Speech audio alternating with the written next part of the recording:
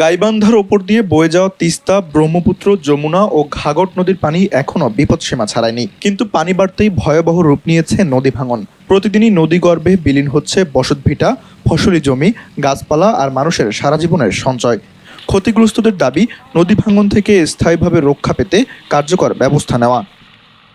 সুন্দরগঞ্জের লালচামার, হরিপুর, শখের বাজার, গাইবান্ধা সদর উপজেলার কামারজানি, ফুলছড়ির কঞ্চিপাড়া, সাঘাটার হলদিয়া, পুটিমারি, সিংহজানি ও গোবিন্দপুর সহ জেলার অন্তত 25টি স্থানে তীব্র ভাঙন চলছে।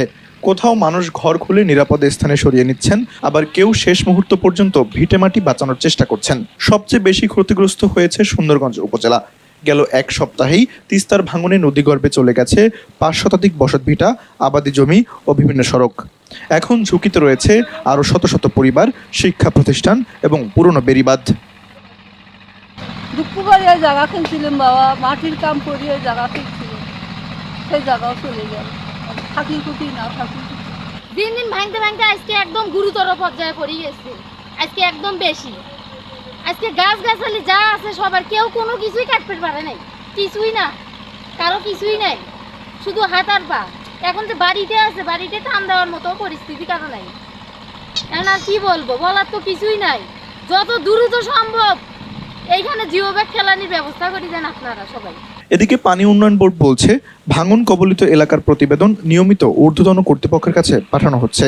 স্থায়ী প্রকল্পের জন্য প্রয়োজন সরকারি অনুমোদন ও বরাদ্দ। তবে 25টি ঝুঁকিপূর্ণ স্থানের মধ্যে 13টিতে ইতোমধ্যে জরুরি প্রতিরক্ষা কাজ শুরু হয়েছে। নদীতে পানি বৃদ্ধির ফলে বিভিন্ন জায়গায় ভাঙন দেখা দিচ্ছে। ইতোমধ্যে বিভিন্ন জায়গায় আমরা জিও ব্যাগ দিয়ে ভাঙন প্রতিরোধের চেষ্টা করছি। অনেক জায়গায় ভাঙন প্রতিরোধ করা সম্ভব হয়েছে। তার মধ্যে সিংহিজানি এবং লালচামার এলাকায় জিও ব্যাগ দিয়ে প্রোটেকশন দেওয়া হচ্ছে। এছাড়া বালাসী ঘাটের ডাউনের দিকে কঞ্চিপাড়া নামে একটা জায়গায়, ওখানেও ভাঙন দেখা দিয়েছে। ইতিমধ্যে ওখানে আমরা কাজের অনুমতি পেয়েছি, ওখানে 2-1 দিনের মধ্যে কাজ শুরু হবে। নদী ভাঙন গাইবান্ধার মানুষের কাছে নতুন নয়। বছরের পর বছর ভিটেমাটি হারিয়ে বারবার নতুন করে জীবন শুরু করতে হচ্ছে তাদের। তাই সাময়িক নয়, নদী ভাঙন ঠেকাতে টেকসই বাঁধ নির্মাণ ও দীর্ঘমেয়াদী পরিকল্পনা বাস্তবায়নের দাবি এখন নদী তীরের মানুষদের।